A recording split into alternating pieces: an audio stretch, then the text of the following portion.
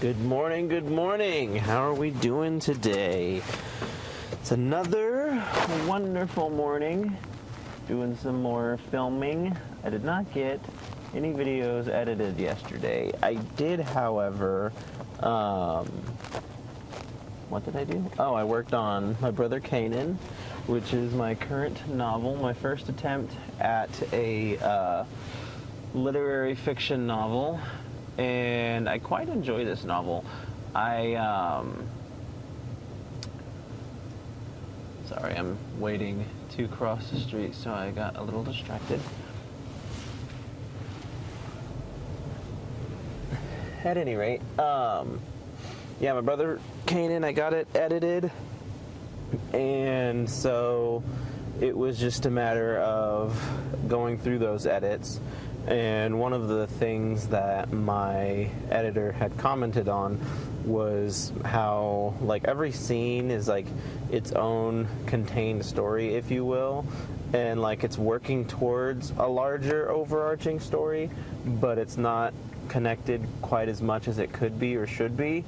And there's instances where he feels like we fast forward through time a little too drastically. And so I added 3 scenes at a certain point in the story to try and A, give the story some more breathing room, and B, better develop the characters. And I've written 2 of the 3 chapters, and I started the 3rd yesterday, so that felt pretty good. But I did want to get through some video editing. I think I finally caught up to I think I finally caught up to the, give me a moment and I'll think of it, the vacation that I took back in December, and so I am about to have like a pretty large gap in videos, and like I didn't film anything over the weekend, and like I knew that this was going to happen, and so I'm not horrendously upset about it. I just hope that I can keep this going well enough through the year, because 365 videos in 1 year is a bit of a lofty goal to make, and that getting ahead of schedule is absolutely a must for me. And so I have managed that and maintained that, and so long as I film 2 videos a day to and from work, I should be fine, but it would be nice to get some more videos in over the weekend as well. But we will just keep on working through it until something happens. I was watching an interview with Josh Hutcherson this morning, and I kind of really like that guy. He's pretty cool. And it's weird how you can kind of have that feeling with somebody that you've never actually met in your life, and it's just somebody you know from the other side of the screen, but no, he seems legit. And like, I realized it when I was watching Five Nights at Freddy's, and I don't know, I was pretty indifferent about the movie, and I've been pretty indifferent about the franchise. Like, I never played any of the games, and I never like got into the lore or really much cared for it all that much. And so when the movie came out, I was more or less just like, I might watch it, I might not, I don't know. But eventually I was like, you know what? I think I will watch this, especially after having learned that Josh Hutcherson was in it. And like, I can remember watching him obviously in the Hunger Game movies, and I remember him from The Bridge to Terabithia. And so like, seeing him at this point in time, and I feel like we're close to the same age, if not the same age. I think he's a little older than me, but not like by a significant margin. But at any rate, I don't know, seeing him at this point is like a comfortable throwback, if that makes sense. Like, I can be like, oh man, remember when? So yeah, I was watching him, and he was telling his story about kind of how he made it into the business, and he apparently found the phone book for some acting company, or well, he found the number for some acting company in a phone book, called them up one day and was like, hey, I want to act in movies. And he was like 9 years old at the time. And they're like, well, we got to talk to your parents. And so they talked to their parents, and they flew him out to LA, and boom, he's in movies now. And I was like, that's honestly a pretty fabulous story. Like, that's cool. And so it was refreshing to hear that, because there's so many like not good stories as to how people come to fame in the world of Hollywood, that like to know that this like named actor came to fame in this kind of like silly, childish way. But I don't know, it added to the lore of Josh Hutcherson, if you will, and just made me that much more of a fan. And so it's just interesting how like the world works and how celebrities are viewed or understood. And it got me thinking about like the grander world of like the internet, and like how basically anyone who is on the internet can be a celebrity if essentially if they have enough people following them and admiring their work. And that is both a good thing and kind of a bad thing, in that it's introducing the world to the fact that like there's a lot of people in this world who are creative, and there's a lot of people in this world who create and do things, and it kind of saturates the market. Like, yes, your audience is a lot bigger, but like so is your competition. Like, whereas if you're competing locally, there might only be a couple of authors in your local area. If I'm competing globally, there's probably tens of thousands, if not hundreds of thousands of authors in the area.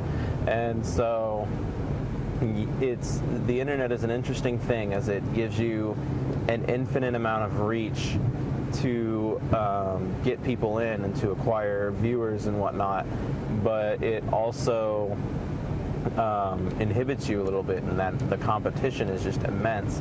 And for like those people out there who are viewing the videos and whatnot, like they see all the other creators out there, and they're like, this isn't that niche of a thing. Like, I feel like, and obviously I wasn't alive in the 80s, but I feel like in the 80s and 90s, it felt like musicians, for example. I feel like a lot of people felt like musicians were a very rare breed, and like people who played instruments were like these people that were like deemed television worthy, because the only people that they knew who played instruments were on TV. And now they've kind of broken down that barrier, and it's like there's plenty of people in this world who know how to play guitar, and a good chunk of them are not famous at all. And so it's just interesting how the internet has both empowered creators and enlightened the audience as to the how do I want to put it, as to like the abundance of creativity in this world. And I don't mean to say it like it's a bad thing, but it does make your thing feel a whole lot less special. And I'm raring up to release my 5th book, and I want to do like a launch party for it. I want to do a book signing and all these cool things, but I've almost exclusively just started doing things locally, because I've had so much more success locally than I've ever had online, and hopefully I can get some success online, and hopefully I can get somewhere and succeed. I don't intend to give up on that anytime soon, but it's getting challenging because I'm looking at my life through a different lens now as I approach 30, and I want to start settling down and doing the whole family thing. And that's really kind of too close for comfort, if you will, in the fact that like I feel like, and in my mind it's like a switch, like I'm gonna go from being this creative genius to being the family man, and it's just not gonna happen anymore. And I wish that I had devoted more of my time to creative genius, if you will. Because realistically speaking, like, I didn't start doing anything seriously on Instagram until the summer of last year. And so, not even, okay, so the summer of 22, actually. I didn't start doing anything serious on Instagram until the summer of 22. And so that's 22 to 23, 23 to 24. That's not enough time to let a thing grow on social media, or like on anything for that matter. And so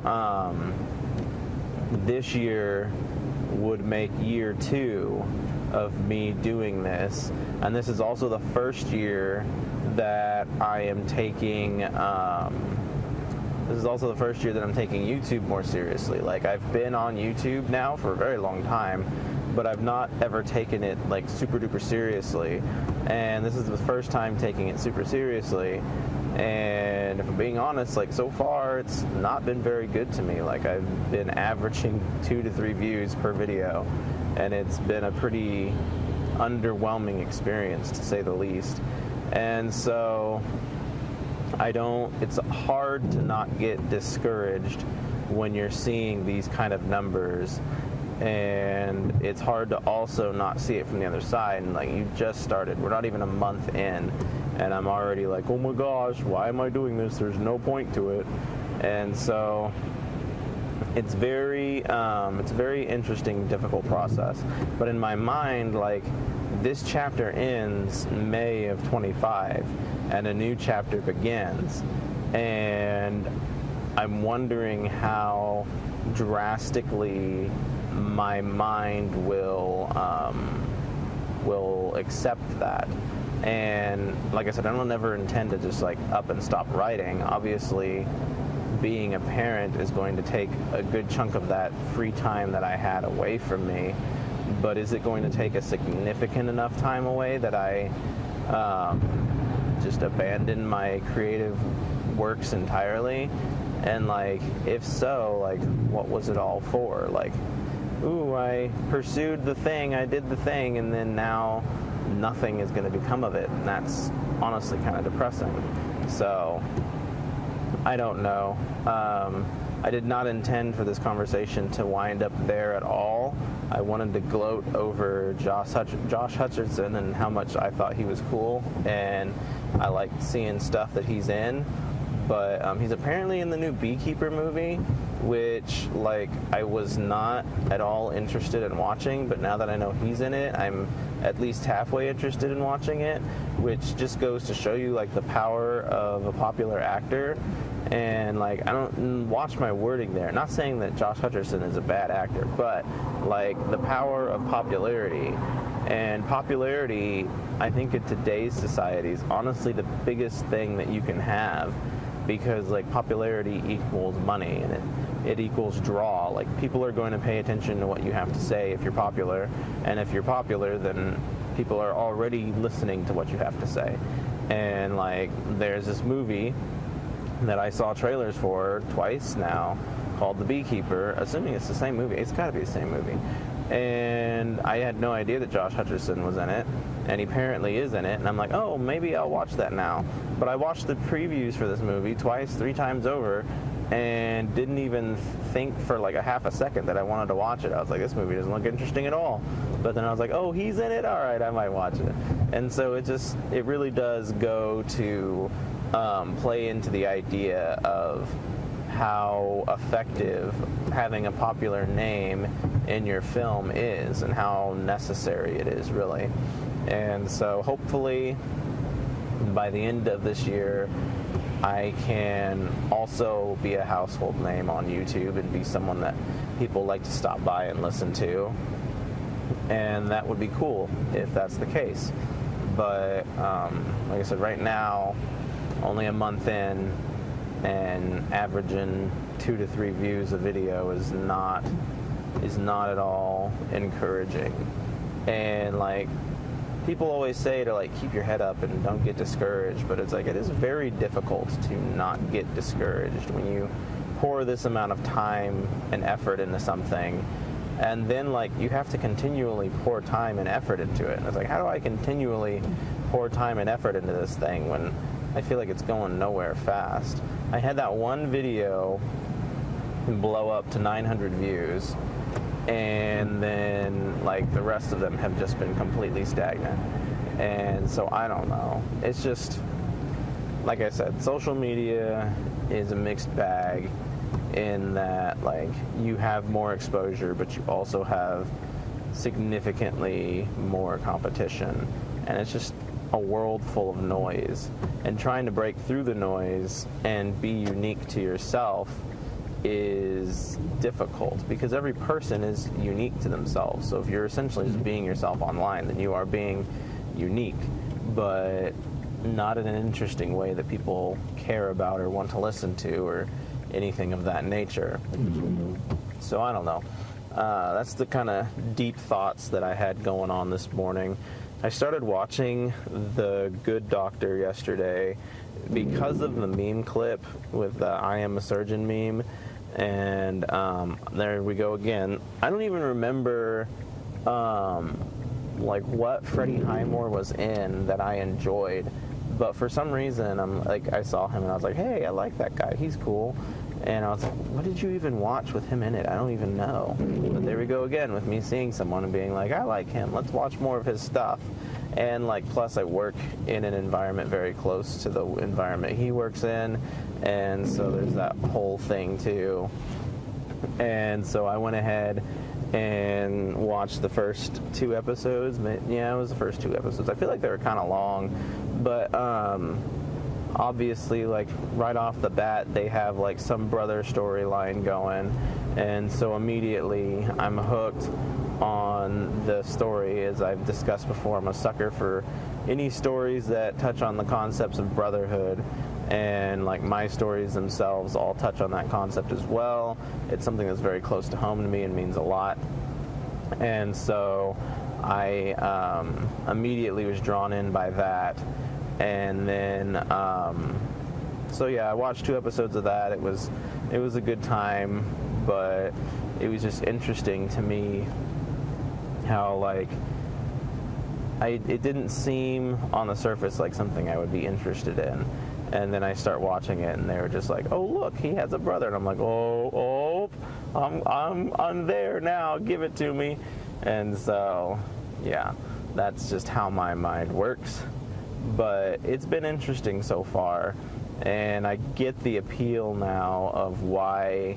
Like, I know a lot of people who work in a hospital environment like to watch these hospital shows, and I understand the appeal, and I feel like I've always understood the appeal, though, like, now being closer to that environment and actually, like, watching a show, it comes more full circle for me. Like, I understand why people would like that, and now I'm like, oh, I get it.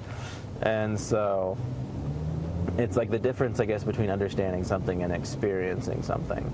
So we'll see what happens. I am very heavily interested in what it has to offer.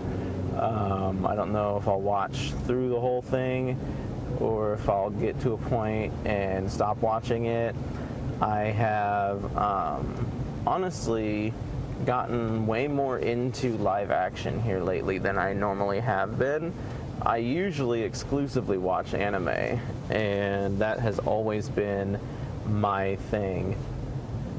And I've been watching One Piece, which has been around since '99. I don't say it's been around forever, because Pokemon's been around forever, and I've been actually watching Pokemon off and on since it aired in '97, so Pokemon has been around longer.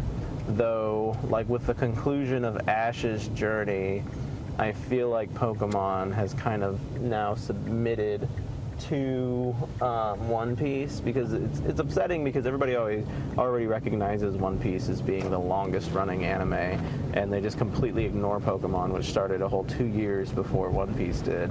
And then now all One Piece has to do is continue making content for 2 years, and they can now say that they've surpassed Pokemon. Now, technically, Pokemon never stopped airing, but like you get in the weeds there when you start talking about it. It's like the difference at this point between Dragon Ball and Dragon Ball Z. Like, do you count Dragon Ball as part of the entire run of Dragon Ball Z? Because under that assumption, you could then say that Dragon Ball has been the longest running because it's been running since '86. Oh, phone calls. I keep getting phone calls here recently. Hello? Good morning.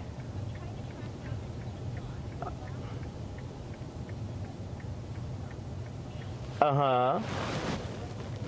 So, they can come back because we have a lot more room after I got the esophageal stents on that cart. My goal was to clear off of those carts, and so as long as they lived in the office, I was okay with that. But it was kind of like a move and then reassess sort of thing. Uh-huh. Right.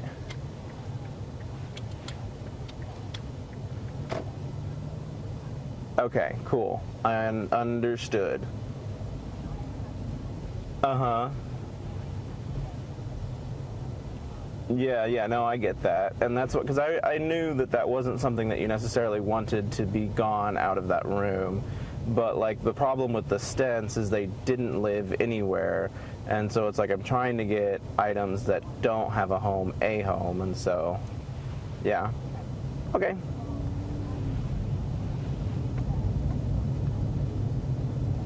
All right, cool beans, will do. Yep, thank you. Bye.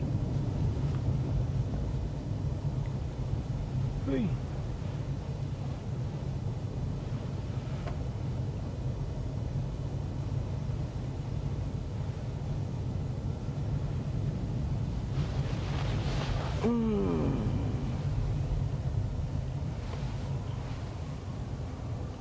All right, those phone calls always, I forget that I'm talking to you guys, and then I'm sitting here like, ooh, pondering over this phone call, and then I'm like, oh wait, I have an audience to attend to. At any rate, we're here now, so it doesn't really matter. I will talk to you guys when I am on my way home.